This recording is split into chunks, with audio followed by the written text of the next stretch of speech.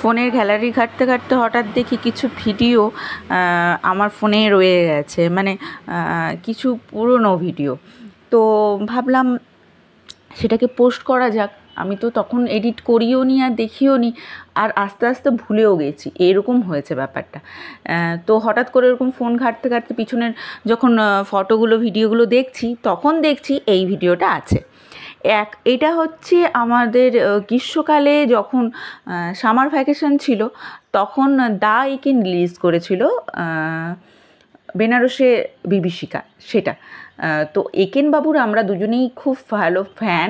মানে একেন বাবু শুধু আমরা কেন, মিষ্টি বৃষ্টি সবাই, মানে আমাদের সবাই আর কি একেন বাবুর খুব ফ্যান। আর একেন বাবুর যদি নতুন কোনো সিনেমা হয়, সেটা হইচইতেই বেরোক আর যাই করুক না কেন, যেভাবে হোক আমরা দেখবই। তো তখন গ্রীষ্মের ছুটি ছিল, আর তখন মনে হয়েছিল যে যাই একবার সিনেমা দেখে আসি হলে। আর বিশেষ করে হলে এখন সিনেমা দেখা সত্যি বলতে কি একদমই হয় না।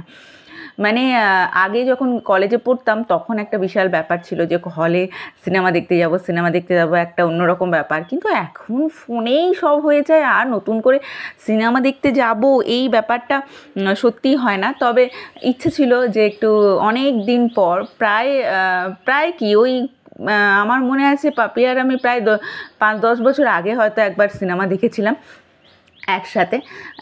তো তারপর থেকে আর কোনো সিনেমাই আমাদের দেখা হয়নি। আর এই মানে এখন তো সিরিজগুলো যে কোনো ইয়েতেই ফোনেই দেখা যায়, তো সেই জন্য আর দেখা হয় না। তবে এবারে ভেবেছিলাম যে ওই একটা গ্রীষ্মের ছুটিও আছে, ভালোই হবে, একটা সিনেমা দেখব। তো সব থেকে বেস্ট দ্য একেন। আমি তো বলবো তোমরাও দেখবে। একেন বাবু যেরকম হাসি, তেমনই আবার সাসপেন্সও আছে, সব মিলিয়েই এতটাই ভালো লাগবে। আর আমার তো খুবই ফ্যান, ওয়েট করে থাকি, আমি শুধু ওয়েট করে থাকি যে নেক্সট কবে আর একটা ফিল্ম বেরোবে আর কি দ্য একেনের। তো যাই হোক, আমরা পৌঁছে গেছি সিনেমা হলে। আর সিনেমা দেখতে গেলে তো একটু পপকর্ন তো চাই, পপকর্ন না হলে আর ভালো লাগে না। পপকর্ন, কোল্ড ড্রিঙ্কস এগুলো একটু দরকার, নাহলে জমে না আর কি সিনেমাটা। আমার সিনেমা দেখতে গেলে ভালো লাগে একটু সাসপেন্স থাকবে, একটু মানে এরকম একটা ব্যাপার থাকবে যে কী হবে এর মধ্যে আবার কী হবে, থ্রিলিং ব্যাপারটা থাকবে। সেই সব সিনেমা আমার খুব ভালো লাগে। ভূতেরও ভালো লাগে বলতে গেলে, যখন একটু মানে ওই যে ভয়টা লাগবে না, ওই ভয়টা লাগাটাই একটা রোমাঞ্চকর ব্যাপার। তো ওরকম খুব ভালো লাগে। আর সাসপেন্স, থ্রিলিং, অ্যাডভেঞ্চার এগুলো তো খুব বেস্ট লাগে।